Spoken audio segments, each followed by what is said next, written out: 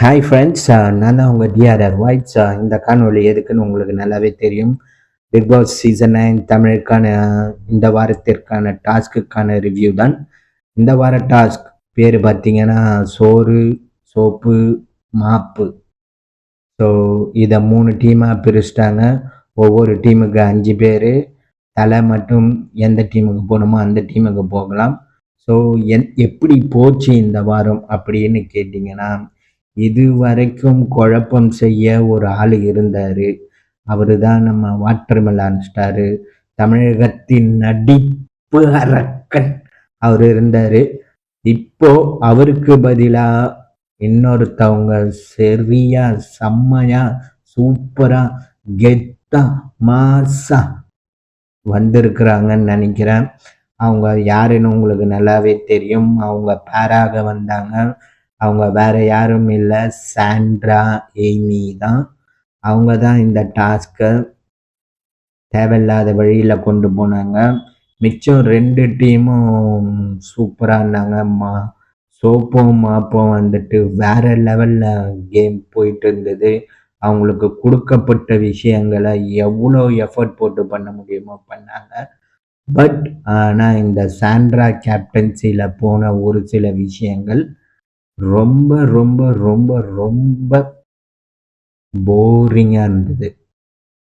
கனி எது பண்ணாலும் அவங்கள குற்றம் சொல்றதுலேயே தான் இருந்தாங்க. அவங்க பாயிண்ட்ஸை காது கொடுத்து கேட்கறதா இல்லை கேப்டன் சாண்ட்ரா எமி. ஸோ இதில் இருந்து நான் கற்றுக்கிட்டது என்னன்னா, ஒரு மனிதன் மேல், ஒரு சராசரி மனிதன் மேலே நீங்கள் ஒரு தாட்டை வச்சிட்டிங்கன்னா அதை மாற்றுறது ரொம்ப கஷ்டம். ரொம்ப கஷ்டம் இல்லை, ரொம்ப ரொம்ப ரொம்ப ரொம்ப ரொம்ப ரொம்ப கஷ்டம். ஸோ அதுதான் இங்கே நடக்குது. சாண்ட்ரா கனி மேலே ஒரு தாட்டை வச்சுட்டாங்க. அதை அவங்களால மாற்றவே முடியலை. அது ஒரு பிரச்சனை. ஸோ கடைசியாக இந்த டாஸ்கை முடிக்கிறாங்க. இந்த டாஸ்கை முடிக்கும்போது பார்த்தீங்கன்னா அவங்க டீம் த ஒஸ்ட் டீமாக போய் நிற்கிது. அப்புறம் ஆப்வியஸா சாண்ட்ரா ஹஸ்பண்ட் இருக்கிற டீம் ஜெயிக்கிறாங்க. நடுவில் இருக்கிற ரம்யா டீம் செகண்ட் பிளேஸுக்கு வராங்க. ஸோ அப்போது இது வரைக்கும் பார்த்ததில் இன்னைக்கு கனி திரு சொல்லிட்டாங்க, இந்த இந்த பர்டிகுலர் டாஸ்கில் நம்ம வேர்ஸ்ட்டுன்னு பேர் வாங்கினதுக்கு காரணமே கேப்டன் தான். கேப்டனால் மட்டும்தான் இது என்ன பாதிச்சிருக்கு, எனக்கு வர வேண்டிய பாயிண்ட்ஸு போயிடுச்சு அப்படின்ட்டு அவங்க நேராக டைரெக்டாக அடிச்சுட்டு போயிட்டே இருந்தாங்க. இவங்களும் ஆமாம் ஓகே தேங்க்ஸ் அப்படின்ட்டு போயிட்டாங்க. ஸோ ஆப்வியஸாக அதாங்க உண்மை. ஏன்னா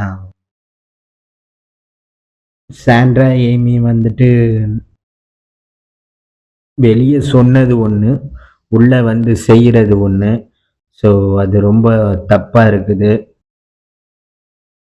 உங்களுக்கு நம்பிக்கை இல்லைன்னா நீங்கள் போய் பாருங்கள் இந்த வாரத்துக்கான டாஸ்க்கை. இது எல்லாமே நான் 1 hour பார்த்த டாஸ்க்கை வச்சு நான் பேசுகிறேன். இதில் 24/7 பார்க்குறவங்க தயவு செஞ்சு உங்களுடைய கருத்தை கமெண்டில் பதிவு செய்யவும். நான் சொன்னது தப்பா இல்லை கரெக்டா, இல்லை நான் தப்பாக புரிஞ்சுக்கிட்டேனா, அந்த மாதிரின்றதை நீங்கள் பார்த்து சொல்லணும். எனக்கு ஆதரவு தர வேண்டும்.